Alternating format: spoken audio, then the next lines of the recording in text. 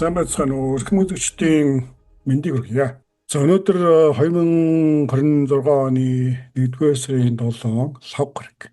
Вашингтон дэсийн хотноо шөнийн 9 цаг болж байна. За өнөөдөр Америкийн дотоодод бол үндсэндээ 2 сэдв. За Гренландыгээс тооцвол 2 сэдв олонний анхаарлын төвд байлаа. За нэгдүгээрт нь бол Америкийн тусгай хүчин, Оросын далбаа бүхий Оросын хулгайн нефт тээвэрлэдэг гэх Бел-1 гэсэн хөлөг онгоцыг эзэлж авсан үйл явдал боллоо. За олон түмний мэдж байгаа факт бол энэ хөлөг онгоц нь бол Орос, Венесуэл болон Ираны хооронд Оросын санкцд орсон хоригд орсон нефт тээвэрлэдэг зарим сүүдрийн флит байсан гэдэг нь бол тодорхой байгаа. За ингээд Америкууд Венесуэлд орсны дараагаар Оросууд энэхүү хөлөг онгоцны харьяаллыг сольж улмаар Оросын холбооны улсын нэрийн дор явуулж эхэлсэн. За ингээд Оросын далбаа мандуулснаар өөр улсын цэргийн хүчин тухайлбал Америкийн цэргийн хүчин халдахгүй гэсэн ийм тооцоо хийсэн болттой байна. За тэр ч байтугай Америкийн тусгай хүчин Их Британи болон бусад улсуудад тусгай хүчний нисдэг тэрэг болон тусгай хүчний онгоцуудыг тээвэрлж эхэлсэн гэдэг нь тодорхой болсон. За энэ бол энэ хөлөг онгоцыг шууд эзлэх төлөвлөгөө бол олон нийтэд тодорхой болсон гэж ойлгох байгаа. За тиймээс ч Оросын холбооны улс энэхүү далайн хөлгийг хамгаалахаар байлдааны онгоц шумбагч онгоц илгээсэн гэдэг нь тодорхой байсан.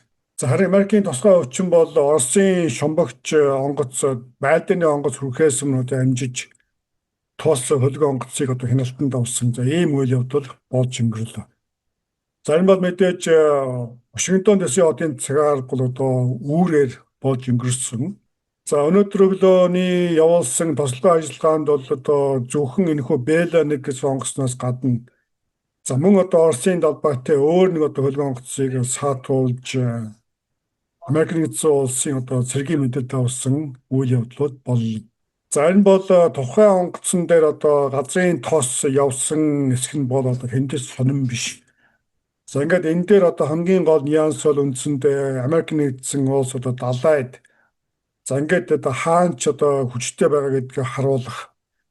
За тэр ч байтугай Оросын холбооны далбаа мандуулсан хөлөг онгоцыг ийхүү цэргийн хүчээр эзэлж байгаа нь Оросуудад нөгөө талаар хүч харуулах ийм зорилготой байсан гэдэг нь тодорхой байна. За нөгөөтэйгүр Оросын холбооны улс ийхүү хулгайн тээвэр явдаг хөлөг онгоц дээр өөрийн далбааг мандуулж явсан нь Америк нэгдсэн улсын бас янзыг үзсэн ийм өдөө хатгсан зорилготой алхам байсан гэсэн ийм таамаг байна. За тэгвэл энэхүү Оросын өдөө хатгалга янз үзсэн үйл ажиллагаанд Америкууд ийхүү шийдтэйгээр хариу өглөө.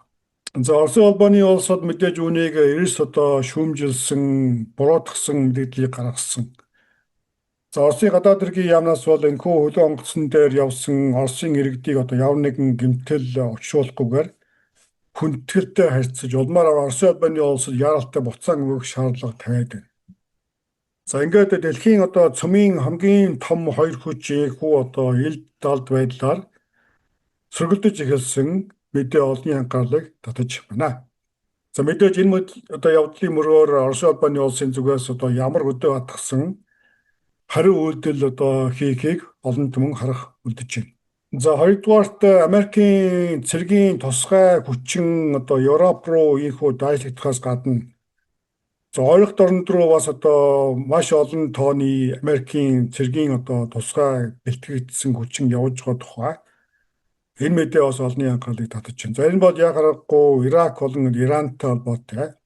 За Иран улсад бол үндсэндээ дотоодод инх замбраагүй байдал үүсч одоогийн байгаа дэглэмийг эсэргүүцсэн жагсаал цуглаан хүчээ авч өнөөдрийн байдлаар хоёр ч хот бол үндсэндээ хяналтаас гарсан гэдэг. За ийм мэдээлэл олонний анхаарлыг татаж байна. За үүнтэй зэрэгцээд Израиль улс Америк нэгдсэн улстай хамтарсан томоохон цэргийн ажиллагаа Иранд явуулах гэж байгаа гэдэг мэдээ бас олонний анхаарлыг төвөд байна.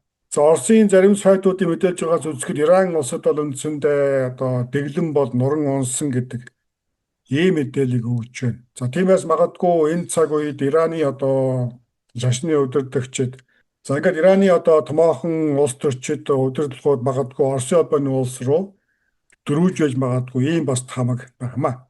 За ингээд ямар ч тач дэлхийн өнцөг болон бүрд ерөнхийдөө нөхцөл байдал тайван бус. Америкийн нэгдсэн улс бол үндсэндээ одоо хоосон ярихгүй ийхүү одоо шууд цэргийн хүч ашиглаж асуудлыг одоо шийдэж байгаа нь дэлхийн дахины анхаарлын төвд байна. За ингээд мэдээний төгсгөлд товчхон бас апдейт хийхэд Америкийн нэгдсэн улсын хувьд одоо Гринландыг одоо эзлэх мэдээлэлээ авах хэрэг бол энэ удаад маш өргөн царгуурайтай албан төвшөнд өрнөж байна. За анх Трамп яг нэг жилийн өмнө буюу 2024 оны 1 сарын 6-нд тангаг өргөсөн одоо өдрийнхэн дараа за яг нэг жилийн өмнө буюу 25 оны 1 сарын 7-нд за Гринландыг одоо Америкийн нэгдсэн улс одоо авах хэрэгтэй байна гэсэн ийм мэдээллийг бол хийж байсан. За засгийн газрын байр суурь бол үндсэндээ Гринланд бол одоо Америкийн нэгдсэн улсын одоо аюулгүй байдлыг одоо шууд одоо нөлөөлөх байр суурь юм аа. Тиймээс үүнийг одоо Америкийн нэгдсэн улс ямар нэгэн аргаараа давна гэсэн ийм мэдээлэл одоо хийж байр суурьтай байгаа. За ингээд нодонгийн хувьд бол энэ бол үндсэндээ одоо жок буюу за үндсэндээ дэлхийн дахнаар бол үүнийг одоо хошигнол байдлаар одоо хүлээн авч өнгөрч байсан. За тэгвэл сая үндсэндээ Америкийн нэгдсэн улсад одоо дотоодод маш одоо ихээхэн улс төрийн халуухан үйл явдлууд за тэд бас Эпштейнийг их одоо хэрэг явдал одоо өрнөж байгаа. Үүнтэй зэрэгцээд ийхүү за Венесуэл мөн одоо дээр нь ийхүү одоо Гринландын асуудлыг Америкийн нэгдсэн улсын засгийн газрын хэмжээнд одоо сериосны ярьж эхэлсэн мэдээ байна. За тэрч байтугай энэ мөрөөр Европын холбоо НАТОгийн гишүүн орнуудын хувьд одоо түргэн авч яаралтай хурал зарлж байна. За ингээд дэлхийн одоо бүх улс гүрнүүд энэхүү одоо Америкийн одоо байр суурийг эрс одоо үүсгэж шүүмжилсэн мэдээллийг бол гаргаад байна. Хамгийн сүүлд Канада улс одоо үүнтэй холбоотой. За Гринланд бол дайны засгийн газрын одоо халдашгүй нутаг дэвсгэрээ гэдэг. За тиймээс Канада улсын хувьд Гринландд одоо албан ёсоор консулын газар нээж байгаа тухай мэдээллийг бол хийгээд байна. За мөн албаны анхаарлыг татаж байгаа бас нэг мэдээ бол дайны одоо цэргийн хүчин Гринландд одоо дайжлагдсан ажиллаж байгаа. За ингээд явна нэгэн байдлаар одоо гадаадын одоо цэргийн ажиллагаа мэдэгдсэн нөхцөлд хойшлуулшгүй одоо арга хэмжээ аваад батлан хамгаалах үүрэгтэйгээр бууж байгаа гэсэн ийм мэдээлэл байгаа. За ингэж байгаа шалтгаан бол үндсэндээ Америкийн дотоодод болж байгаа үйл явдалтай холбоотой. Америкийн засгийн газар, Америкийн төрийн нарийн дарга, батлан хамгаалгын сайд улмаар одоо ерөнхийлөгчийн зүгээс бол одоо Гринландыг ямар ч одоо үнээр хамаагүй авна гэдэг. За ингээд шаардлагатай бол одоо цэргийн хүч ашиглахад одоо нээлттэй гэсэн ийм одоо мэдээллийг бол хийгээд байгаа. За олон нийтэд хэдийгээр ийхүү одоо цэргийн хүч ашиглах одоо хувилбар одоо нээлттэй гэсэн мэдээлэл хийж байгаа боловч за Марко Рубигийн хувьд сенаторуудад хийсэн одоо мэдээлэлдээ Америкийн нэгдсэн улс бол одоо Гринландыг одоо худалдан авах одоо хувилбарыг сонгоно гэдэг ийм мэдээлэл өгсөн тухай мэдээлж байгаа. За ингээд ямар ч тач Америкийн одоо их сурвалжуудын мэдээлж байгаас үзэхэд Америкийн тусгай одоо төлөөлөгч болон одоо дайны болон Гринландын төлөөлөгчид дараагийн 7 хоногт уулзаж магадгүй гэсэн ийм мэдээлэл байна. За ямар ч тач эдгээр одоо мэдээллүүд ярьж байгаа зүйлс нь явна нэгэн төлөвлөгөө. За Конгрессийн зүгээс явна нэгэн одоо батлагдсан зүйл байхгүй. Зөвхөн одоо Трампын хэмжээнд одоо тарааж байгаа. За ийм мэдээлэл. За ингээд энэхүү мэдээлэл одоо PR-ын ард ямар одоо ашиг сонирхол зорилго нуугдж байгааг дэлхийд одоо дахин удахгүй харах визээ. За үндсэндээ эдгээр үйл явдлуудыг бол олон түмэн одоо ажигласан. За ингээд онлайн платформудаар бол энэ тухай одоо маргаан мэтгэлцэн одоо өрнөж байна. За энэ хооронд Америкийн дотоодод бас тайван бус байна. Өнөөдөр өглөө бол одоо Миннесота хотын Миннеаполис хотод за Айсийн цагдаа нар одоо зам дээр за Америкийн иргэн хүнийг одоо машинд нь буудаж хөнөөсөн үйл явдал яг одоо олонний анхаарлыг татаж байна. За ингээд Миннеаполис хотод бол одоо олныг хамарсан жагсаал цуглаан өрнөж байна. За энэхүү Миннесота мужийн Миннеаполис хот бол одоо бас эмзэг сэдвээ. За та бүхэн санаж байгаа бол за цар тахлын үед 2020 онд за цагдаа нар одоо Жорж Флойд гэх одоо хараарчтай залууг одоо амь насыг нь одоо юу итгэсэн. За үүний мөрөөр Америк нэгдсэн улс дээр одоо хараарчтай иргэдийн одоо эрхийг хамгаалсан. За үндэстэн давансан одоо томоохон жагсаал цуглаан болж байсныг бид бүхэн санаж байгаа. За тэгвэл Айсийн цагдаа нар ийхүү одоо Америкийн иргэнийг машин дотор нь одоо шууд буудаж алсан хэрэг яг энэ одоо Миннеаполис хотод өнөөдөр өглөө гарлаа. За хэрэг гарсан шалтгаан бол үндсэндээ өчигдөр дотоод хэргийн сайд тус хотод одоо очиж улмаар Айсийн одоо 1500 орчим цагдаа одоо дайшлагдсан ажиллаж байна.